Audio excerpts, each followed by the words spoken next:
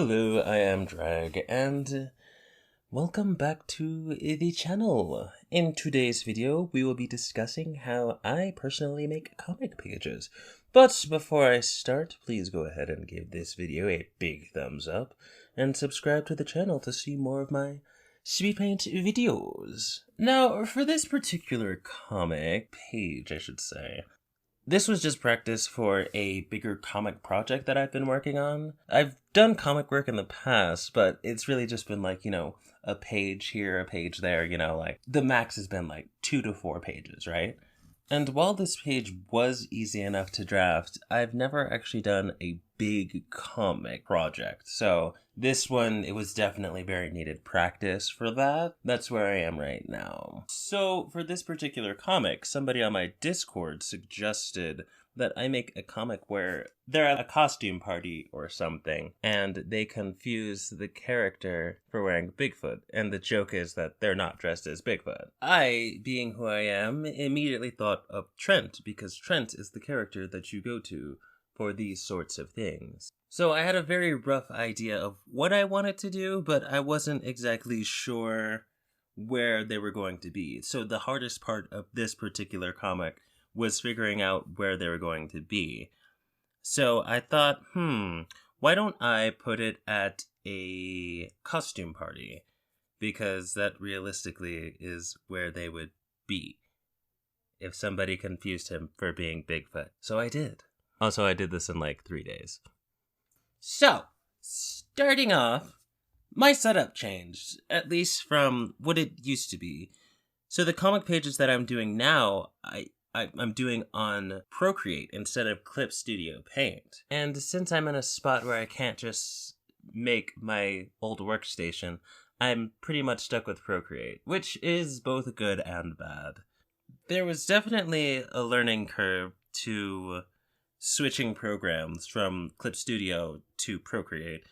Clip Studio is a more bulky, more complex program, where Procreate is under the illusion of a simplicity, but it's still just as complicated. They just move everything around. I guess I would say the biggest difference is it's more tedious to use Procreate than it is to use Clip Studio.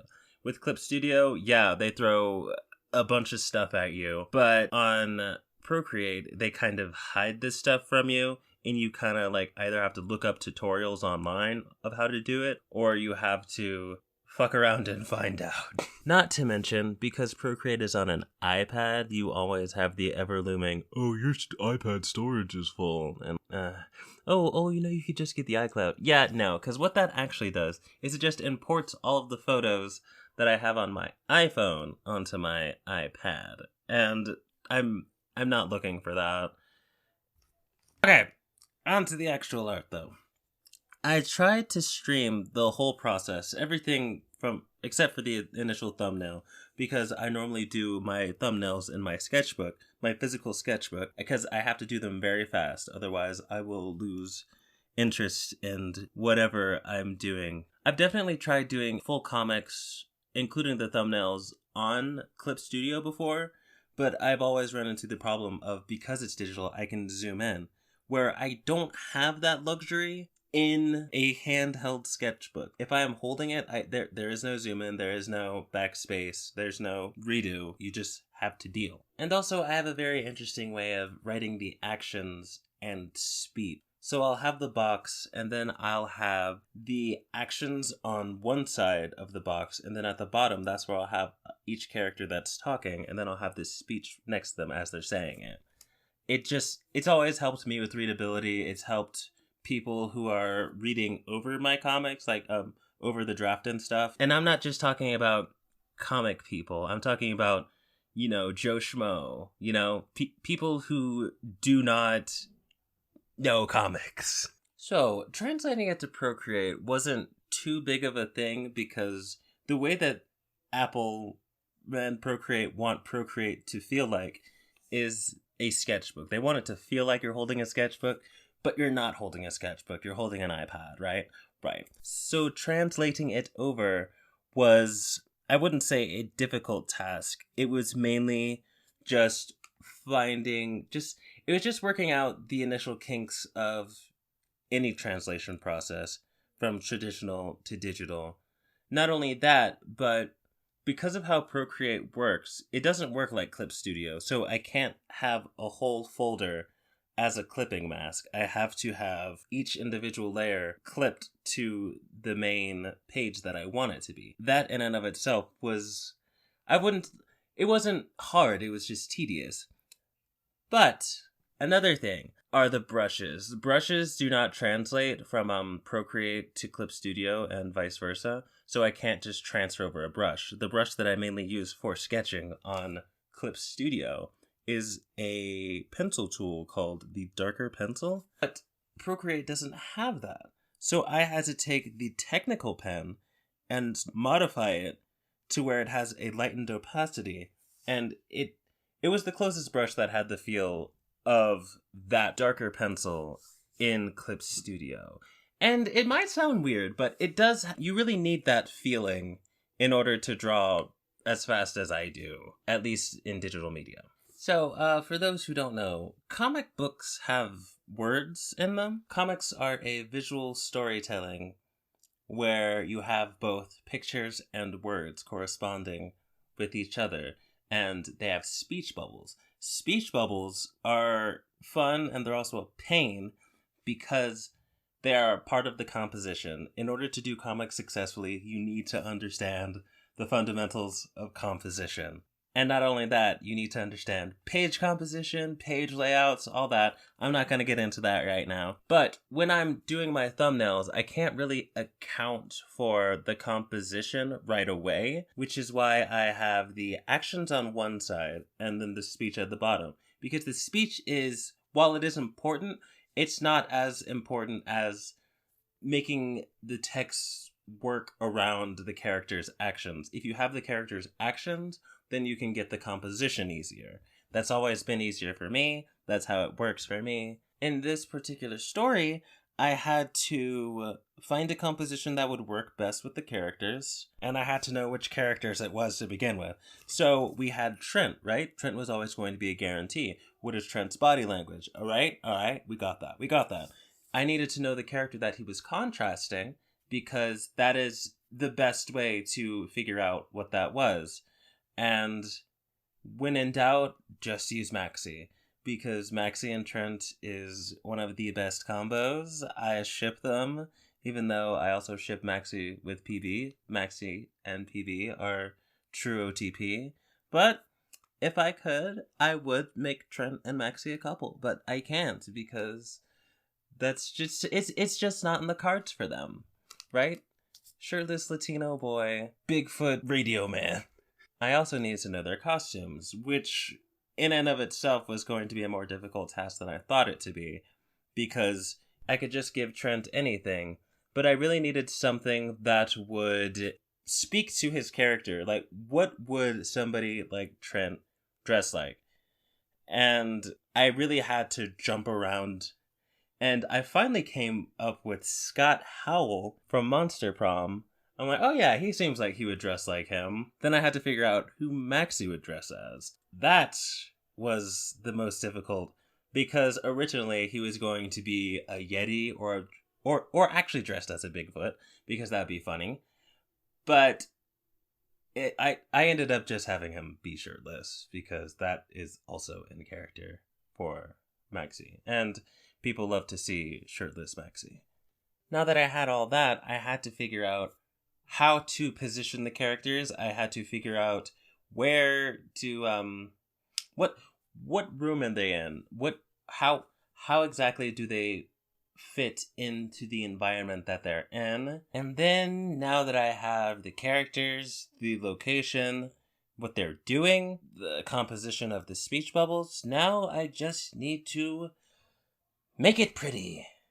So the last part of any comic is whether or not you want to color it or not. I want this one to be in color because it's a single page. And yeah, you need those ambient colors. So I wanted the initial shot to be Trent, just so that you could see his costume, right? And then you would have Maxi popping up, Trent's response. Then you would have Maxi in bewilderment, right? I unfortunately didn't plan out the background before I drew the characters, which is, I know I said that you should do that before. Do as I say, not as I do. Always plan out the background before you draw characters, especially for a comic, because you need to know where they fit. What makes logistical sense? Where would these characters, how would they be interacting with this? I mean, I knew what I wanted the lighting situation to be. Those who watched me on stream kind of like just saw I just kind of went at it. I really wish that I had spent more time on the background, though, actually devising the space that they were in. Then I could have made it a bit more interesting to look at.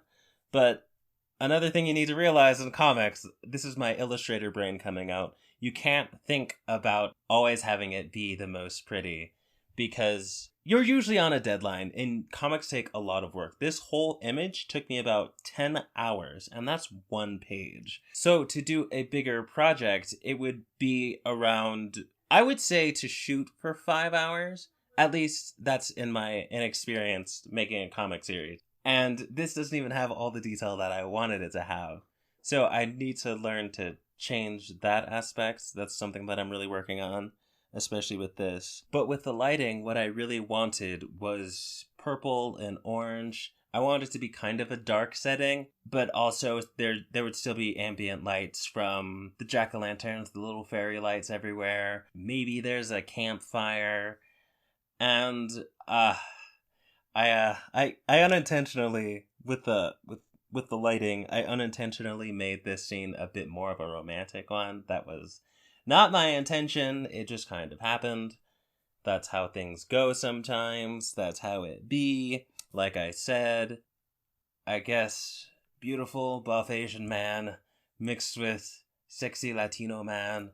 I want it. It's not in the cards for them. Okay, but back to the actual drawing.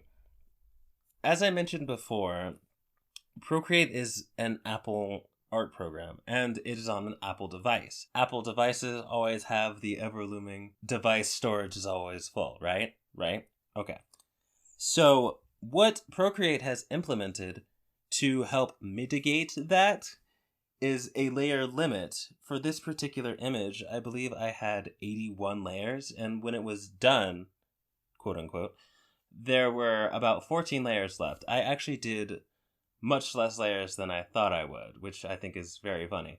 Anybody who's seen me draw on Eclipse Studio knows I will make a new layer for everything. Oh, that little speck in the corner, that's a layer. That little thing right there, oh, that's a layer. That line, that's a layer. The face, a layer. Generally, I did that for the ease of trying to modify the face. I don't really have that luxury because you never know when you are going to run out of layers because you're in the zone. So that gives me a good reference on how long it took. It took about 10 hours. That was stretched out over 3 days. Then it shows I also might want to simplify my style a bit more. But what I mainly need is to focus on the composition and the backgrounds as far as making the characters fit into the world. I also used the Procreate text function. I'm not a big fan of it because you have to reset the settings each time you're typing it, unless you're typing it as a giant block. I know most people will copy and paste it and then edit it from there, but I still find that to be a bit tedious. I did say the thing about Procreate was the tedium of it, and that's definitely going to be something that I think it might be easier if I just type out the text for this other comic project, especially if I'm going to be doing it on Procreate, because ain't nobody got time for that. And with that, it is done. I am done with this comic page. The colors, I really like how these colors came out. I think that they are just, the ambient lighting. Like I said, I wish I'd worked a bit more on the background. I wish that I knew what the background was. Other than that, I really like how the ambient lighting works. I like how the characters look. So yeah. So with that, I will call it a video. Thank you for watching and listening. And if you feel so inclined, please follow me on all of my other social medias. I'm active on Instagram, Twitter, and Twitch. And, hey, shoot me a Ko-fi. I love me some Ko-fis. And until next time, bye!